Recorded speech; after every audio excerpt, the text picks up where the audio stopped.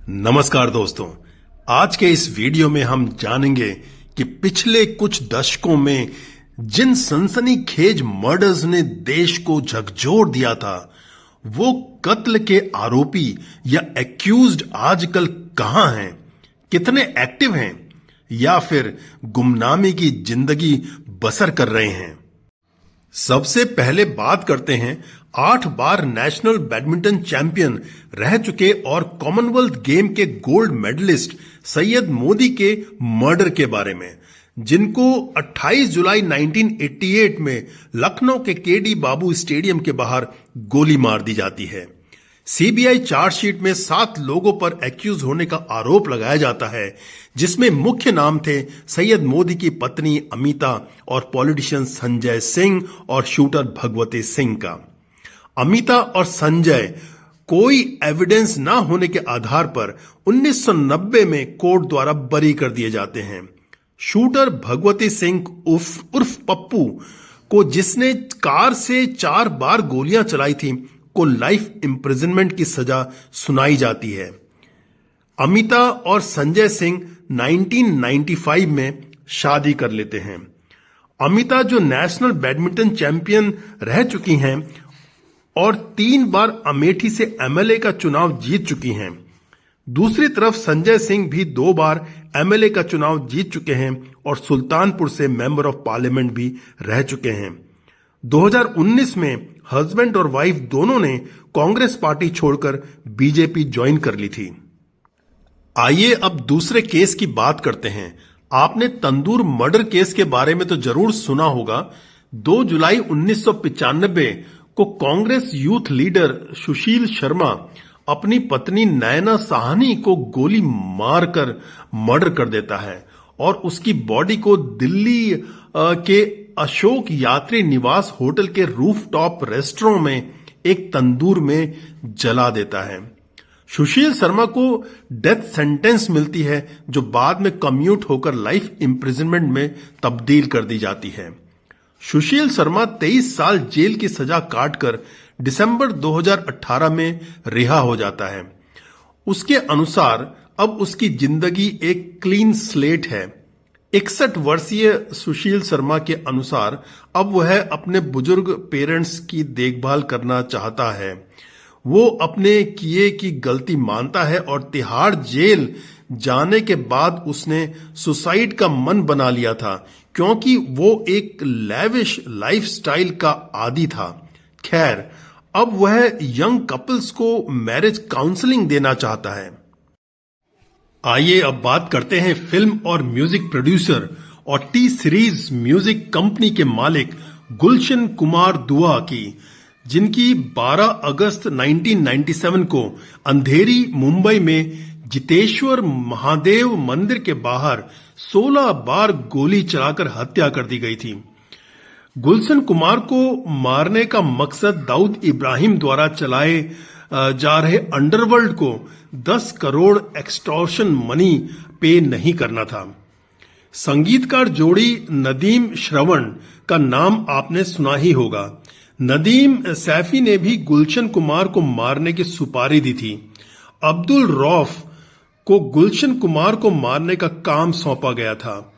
Murder के तुरंत बाद नदीम सैफी दुबई भाग गया और वहां पर परफ्यूम का बिजनेस चलाता है। अब्दुल रऊफ फिलहाल जेल में है और उम्र कैद की सजा काट रहा है। आइए अब बात करते हैं जेसिका लाल मर्डर केस की। 30 अप्रैल 1999 को महरौली के एक बार में सवेरे के 2 बजे जेसिका लाल, जो कि एक बारमेड थी, कि मनु शर्मा द्वारा गोली मारकर हत्या कर दी जाती है। गोली मारने का कारण बार टाइम क्लोज हो जाने पर ड्रिंक सर्व करने से मना करना था।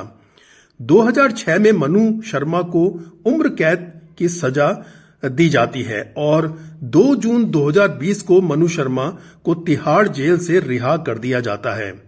मनु शर्मा ने अपना नाम सिद्धार्थ वशिष्ठ रख लिया है और आजकल ये लिकर का बिजनेस चलाता है।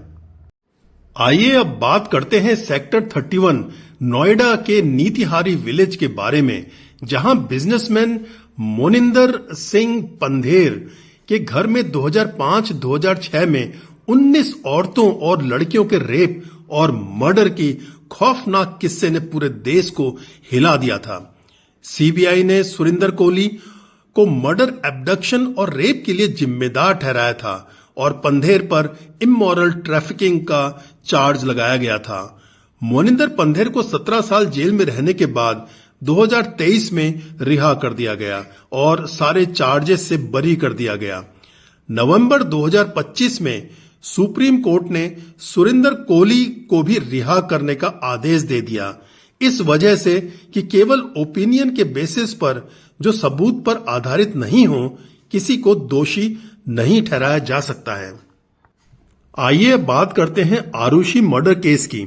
15-16 मई 2008 की रात को डॉक्टर राजेश तलवार और डॉक्टर नुपुर तलवार के सेक्टर 25 नोएडा स्थित घर में 2 मर्डर होते हैं। 13 साल की बेटी आरुषि तलवार का और 45 साल के नौकर या कहिए डोमेस्टिक हेल्प हेमराज बंजाडे का। नवंबर 2013 में दोनों पेरेंट्स को मर्डर का दोषी पाया जाता है और उम्र कैद की सजा सुनाई जाती है, लेकिन Allahabad high court weak evidence के आधार पर 2017 में उन्हें बरी कर देता है। आरुषि और हेमराज का मर्डर आज भी एक रहस्य बना हुआ है। आइए अब बात करते हैं शीना बोरा मर्डर केस की। 24 अप्रैल 2012 को मुंबई की एक कार में 25 साल की शीना बोरा की दम घोटकर हत्या कर दी जाती है और रायगढ़ के जंगलों में उसकी बॉडी को जला दिया जाता है। मुंबई पुलिस मर्डर चार्जेस लगाते हुए उसकी मां इंद्रानी मुखर्जी और उनके ड्राइवर श्यामवर पिंटूराम को अरेस्ट कर लेती है। शीना के स्टेप फादर पीटर मुखर्जी को भी अरेस्ट कर लिया जाता है। 2020 में पीटर को और 2022 में इंद्रानी को बेल पर रिहा कर दिया जाता है। आजकल इंद्रानी मुखर्जी वोरली मुंबई में रहती हैं और अपना मीडिया बिजनेस चला रही हैं। आइए आखिर में बात करते हैं उस खौफनाक निर्भया रेप केस की जिसने दिल्ली सहित पूरे देश में आक्रोश फैला दिया था। 16 दिसंबर 2012 को मुंड्रिका में एक 22 साल की फिजियोथेरेपी इंटर्न के साथ 6 लोगों द्वारा एक प्राइवेट बस में गैंग रेप होता है। उसके द्वारा रजिस्ट किए जाने पर उसको इतना मारा पीटा जाता है कि बाद में सिंगापुर के अस्पताल में उसकी मौत हो जाती है। सारे एक्यूज को पकड़ लिया जाता है। राम सिंह की 2013 में पुलिस कस्टडी में मौत हो जाती है। 4 एक्यूज्ड पवन गुप्ता, विनय शर्मा, अक्षय ठाकुर और मुकेश सिंह को 20 मार्च 2020 को फांसी दे दी जाती है। छठे एक्यूज मोहम्मद अफरोज को, जो कि एक नाबालिग था, 3 साल कारावास की सजा होती है।